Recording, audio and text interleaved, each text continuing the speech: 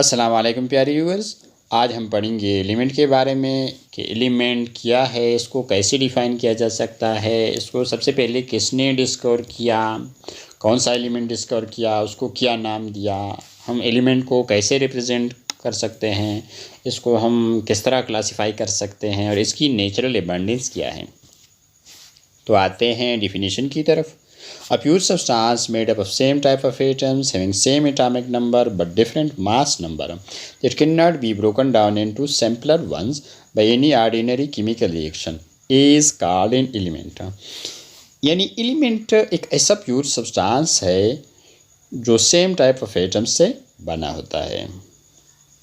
और same type of atoms का मतलब ये है कि ऐसे एटम्स जो एटॉमिक नंबर के लिहाज से एक जैसे हों और मास नंबर के लिहाज से मुख्तलिफ हों, तो ऐसे एटम्स को हम सेम टाइप ऑफ एटम्स कह सकते हैं। दूसरे अल्फाज में ऐसे एटम्स को हम आइसोटोप्स भी कह सकते हैं। और एलिमेंट की दूसरी प्रॉपर्टी ये है, इसी डिफिनीशन के मुताबिक, that can not be broken down into simpler ones, यानी इसको हम किसी आम केमिकल रिएक्शन के ज़रिए सिंपलर सब्सटेंसेस में ब्रेक नहीं कर सकते हैं। फॉर एग्ज़ाम्पल है hydrogen, helium, lithium, beryllium, boron etcetera, ये सारे एलिमेंट्स के एग्ज़ाम्पल्स हैं जो आपको दिखाई दे रहे हैं। इनमें से अगर हम कोई भी एलिमेंट ले लें, फॉर एग्ज़ाम्पल हाइड्रोजन एक प्योर सब्सटेंस है क्योंकि इसकी जो कंपोजिशन है through out the world same रहती है, यकसां रहती है, यूनिफॉर्म रहती है, कभी चेंज नहीं होती इसकी यूनिफॉर्म कंपोजिशन। और दूसरी प्रॉपर्टी इसकी ये है कि ये सेम टाइप ऑफ एटम्स यानी प्रोटियम, ड्यूटियम और ट्रेटियम से बना है, जो कि एटॉमिक नंबर के लिहाज से एक जैसे हैं और मास नंबर के लिहाज से डिफरेंट हैं। और इसी हाइड्रोजन को किसी आम केमिकल रिएक्शन के ज़रिए हम ब्रेक नहीं कर सकते सिंपलर सब्सटेंसेस में। इसी वजह से हम ये कह सकते हैं कि हाइड्रोजन एक एलिमेंट है। अब आते हैं एलिमेंट्स के कैरेक्टरिस्टिक प्रॉपर्टीज़ की तरफ।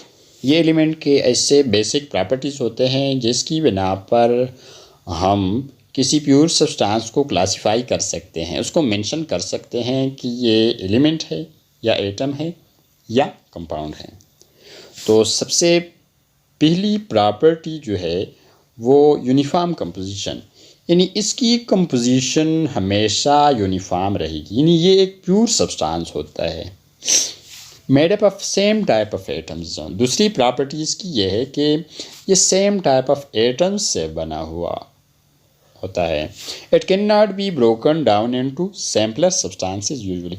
आम तौर पर कोई एलिमेंट सिंपलर सब्सटेंसेस में डिवाइड नहीं किया जा सकता, ब्रेक नहीं किया जा सकता, यानी किसी आम केमिकल रिएक्शन के ज़रिए हम इसको ब्रेक नहीं कर सकते सिंपलर सब्सटेंसेस में। और इसके अलावा बाज़ कुछ ऐसे एलिमेंट्स भी हैं जो कि ख़ुद ब खुद कन्वर्ट हो जाते हैं सिंपलर सब्सटेंसेस में। वो कौन से एलिमेंट्स हैं? रेडियो एक्टिव एलिमेंट्स ऐसे एलिमेंट्स हैं जो रेडिएशंस खारिज करते हैं, कुछ देर के बाद वो सिंपलर सब्सटेंसेस यानी कुछ अदर एलिमेंट्स में कन्वर्ट हो जाते हैं। फॉर एग्ज़ाम्पल रेडियम एक रेडियो एक्टिव एलिमेंट है, ये रेडिएशंस खारिज करता है, कुछ देर बाद ये रेडान और एक्टिनियम में कन्वर्ट हो जाता है, डिवाइड हो जाता है, डिकम्पोज हो जाता है। और एलिमेंट्स को हम सिंथेटिकली किसी लेबॉरेटरी में प्रिपेयर कर सकते हैं। फॉर एग्ज़ाम्पल न्यूक्लियर रिएक्टर ले लें। न्यूक्लियर रिएक्टर में अगर हम बेरिलियम और हीलियम को आपस में मिलाएं, रिएक्ट करें, तो इन दोनों के मिलाप से हमारे पास कार्बन 12 जो कि एक नेचुरल एलिमेंट है वो बनता है। It can exist free in nature. कुछ एलिमेंट्स ऐसे भी होते हैं जो कि नेचर में फ्री स्टेट में पाए जाते हैं। For example helium, neon, argon, krypton, xenon etcetera, जिसको हम दूसरे अल्फाज में नोबल गैसेस भी कह सकते हैं, यानी स्टेबल एलिमेंट्स हैं जो कि फ्री इन नेचर पाए जाते हैं। और एलिमेंट्स ऐसे एलिमेंट्स भी होते हैं जो कि नेचर में फ्री एग्जिस्ट नहीं कर सकते। For example hydrogen, oxygen, sodium, chlorine etcetera.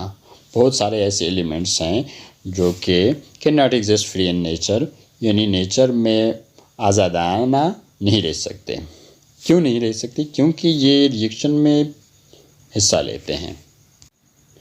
अब आते हैं एलिमेंट की डिस्कवरी की तरफ कि सबसे पहले एलिमेंट को किसने डिस्कवर किया, कब डिस्कवर किया, कौन सा एलिमेंट डिस्कवर किया और उसको क्या नाम दिया गया, बाद में किन प्रॉपर्टीज़ की बुनियाद पर उसको नाम दिया गया। All the elements such as gold, silver, tin, copper, lead and mercury have been known since antiquity. अगरचे gold, silver, tin, copper, lead, mercury पुराने ज़माने से इस्तेमाल में आ रहे हैं, but it was Henrik Brand who scientifically discovered an element phosphorus in 1669. सबसे पहला जो साइंटिस्ट था हेनिग ब्रांड था, जिसने 1669 में साइंटिफिकली किसी लेबॉर्ट्री में एक एलिमेंट डिस्कवर किया जिसको बाद में फास्फोरस का नाम दिया गया। ये हेनिग ब्रांड था जिसने 1669 में सबसे पहले एलिमेंट को डिस्कवर किया और बाद में इसको फास्फोरस का नाम दिया गया। He prepared it from urine, naturally contains large amount of dissolved phosphates. इस फास्फोरस को उसने कैसे प्रिपेयर किया? उसने ये यूरिन से एक्सट्रैक्ट किया, यूरिन से निकाला। ये फास्फोरस एलिमेंट उसने यूरिन से एक्सट्रैक्ट किया और यूरिन में फास्फेट की मकदार कुदरती तौर पर बहुत ज़्यादा मकदार में मौजूद होता है। He called it cold fire because it was luminous glowing in the dark. और इसको उसने कोल्ड फायर का नाम दिया क्योंकि ये लुमिनस था, ग्लोइंग इन द डार्क यानी तारीकी में चमकता था। The name comes from the Greek word phosphorus. इसको जो आजकल फास्फोरस बोलते हैं, फास्फोरस को फास्फोरस का नाम इसलिए दिया गया क्योंकि ग्रीक में फास्फोरस का मतलब है ब्रिंगर ऑफ लाइट। इसी वजह से, इसी बुनियाद पे इसको फास्फोरस का नाम दिया गया। अब आते हैं क्लासिफिकेशन ऑफ एलिमेंट्स की तरफ। Scientists have been discovered approximately 127 elements. अभी तक जो साइंसदानों ने एलिमेंट्स दरियाफ्त किए हैं उनकी तादाद 127 है। Out of which 92 are natural and the rest of them are artificial. इनमें से यानी 127 एलिमेंट्स में 92 एलिमेंट्स जो हैं वो नेचुरली हैं और 92 के अलावा जितने भी एलिमेंट्स हैं वो आर्टिफिशियल हैं, यानी लेबॉर्ट्री में प्रिपेयर किए गए हैं। While among the 92 elements 16 elements are called the bio elements that make the body of living things. और इन 92 एलिमेंट्स में 16 एलिमेंट्स जो हैं इनको हम बायो एलिमेंट्स का नाम देते हैं क्योंकि ये लिविंग थिंग्स की बॉडी स्ट्रक्चर बनाते हैं। The elements exist in either state, that is solid, liquid and gas। यानी एलिमेंट्स मुख्तलिफ हालतों में पाए जाते हैं, सॉलिड भी, लिक्विड और गैसियस स्टेट में भी पाए जा सकते हैं।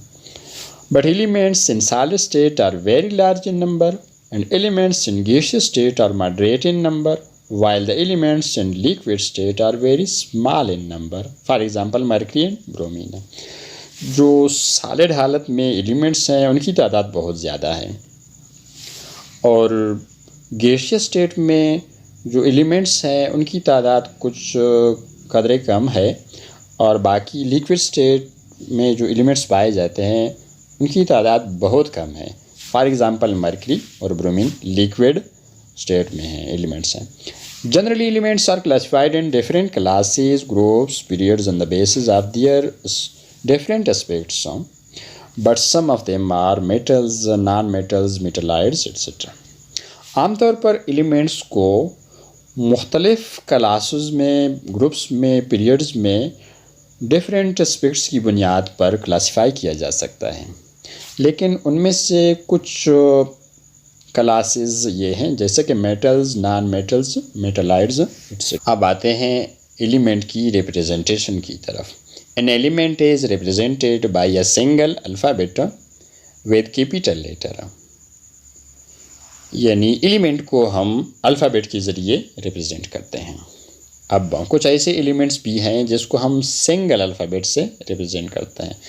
ऐसे एलिमेंट्स जो सिंगल अल्फ़ाबेट से रिप्रेजेंट किए जाते हैं उसको कैपिटल लेटर से रिप्रेजेंट करते हैं।